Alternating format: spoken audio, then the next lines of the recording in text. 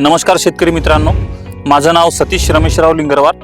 मी निजूड seeds प्रतिनिधी चंद्रपूर जिल्ह्यामध्ये कार्यरत आहे आणि आज जे आपण इथं पाहून राहिलो आहोत हे श्री राहुल ज्ञानेश्वरजी बुरघाटे, राहणार वनली, तालुका वरोरा आणि जिल्हा चंद्रपूर यांच्या शेतात आज आपण इथं उपस्थित झालो।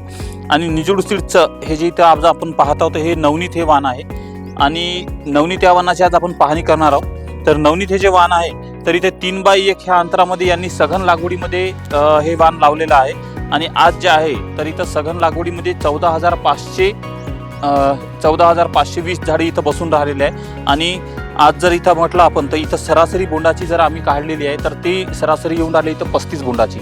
आणि आज इतका 35 बोंडाची इथं हे दिसून सुद्धा शेतकऱ्याला फार चांगलं उत्पन्न ह्या वाणामध्ये इथे येणार आहे। आणि माझं असं एक शेतकऱ्यांना सांगणं राहील की सघन लागवडीमध्ये शेतकऱ्यांनी जर नवनीत या वाणाची जर निवड जर केली तर शेतकऱ्यांना कमी कालावधीमध्ये हे येणारं वाण असल्यामुळे आपल्याला लवकर कापूस येऊन जाईल।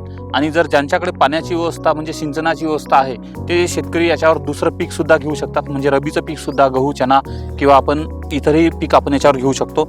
आणि महत्त्वाचं म्हणजे का नवनीत या वाणाचं कालावधी हा 140 ते 150 दिवसाचा असून या वाणामध्ये बोंडाचा आकार सुद्धा मोठा आहे आणि याच्यामध्ये बोंडाची फुटण्याची जी पद्धत आहे ही सुद्धा खूप चांगली आहे। आणि 5 पक्याचा बोंडाचं प्रमाण जास्त असल्यामुळे आणि बोंडाचा आकार मोठा असल्यामुळे याचं ब्लस्टिंग चांगलं होत असल्यामुळे याच्यामध्ये कापूस हा वेचणीचाही खूप सुलभ आहे का जेणेकरून एकदम मोकळ्या पद्धतीनं हा कापूस येतो। आणि याच्यामध्ये सरासरी जे नवनीतचं वेट आहे तर हे आम्ही 5.5 ग्रामचं देत असल्यामुळे याच्यामध्ये वजनदार कापूस सुद्धा शेतकऱ्यांना पाहायला भेटतो।